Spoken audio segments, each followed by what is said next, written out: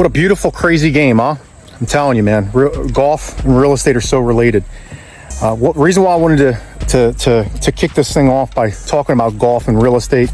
If anybody plays golf, have played golf, you will realize it is a very frustrating game. You want to quit at times, you want to give it up, but then you hit one good shot and you're like, shit, I love this thing. That's how being a landlord is. And you're gonna find that as you continue to be a real landlord, is there's gonna be a lot of shots you're gonna hit and they're gonna feel amazing, and then there's gonna be other times where you're gonna be like, F this thing, I wanna fold up. What I could tell you is a lot of properties that I bought from other landlords is they've missed out on doing 3 simple things which I feel are vital. They might be common sense, but they're missed by having a person designated to each specific area. And you might say, all right, well, if I have 3 specific areas that you're telling me are important, it's expensive to hire 3 different people. Not necessarily. There's a lot of different routes that you can put in place. There's softwares. There's also virtual assistants that you can train in different parts of the world and make your company global and cut your costs and make things manageable. And we've been able to create an amazing team internationally, which manages our property management. And I talk to them and I share them stories about creating a dynasty, just like, you know, the Bulls or the Patriots. And we've been able to build a team of amazing people that are very task oriented and they understand what needs to get done. But instead of going down that rabbit hole, I wanted to break property management down into 3 areas where I think will keep you on the straight and successful. So 2 of them are pretty obvious. Number 1 is rent collection, collecting rents.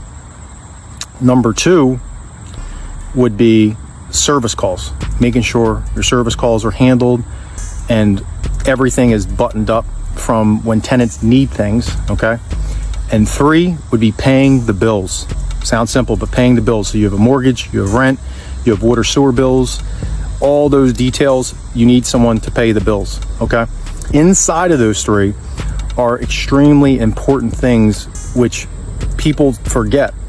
And the number 1 hierarchy of all 3 of those, which comes into play, is looking at tenants and understanding that your tenants are subscribers. They are subscribers to your property. They are ultimately going to be subscribing to you either long-term or they're going to leave you in 12 months. Look at them as giving them the best service, value. And by doing so, if you have a great software that is easy for them to use, to pay rent, to put in service calls, that would be number 1 to help keep them feeling like this thing is like pretty organized and clean. Another thing would be, if you have service calls, being able to have a handyman or someone that you can rely on to go in there and take care of it in a very timely manner. Let me back up. It's communicating with them though too in a timely manner, and then get the service call handled. Those are some things that I see mismanaged across the board. And then the last thing is making sure your rent is collected, you pay your mortgage on time, you don't have any issues with all your utilities, have the bill sent to one location. These are things which will help smoothen out the process, especially in the beginning when you're like property 1 through 10. As you get bigger, we can talk about other systems and procedures that you can put in place, but primarily rent collection, property management, service calls is number 2, and 3, paying the bills, okay? Work on those 3, make sure you break those 3 out and focus on them, and you'll have a better property management setup than my golf swing, believe me, okay? Thanks.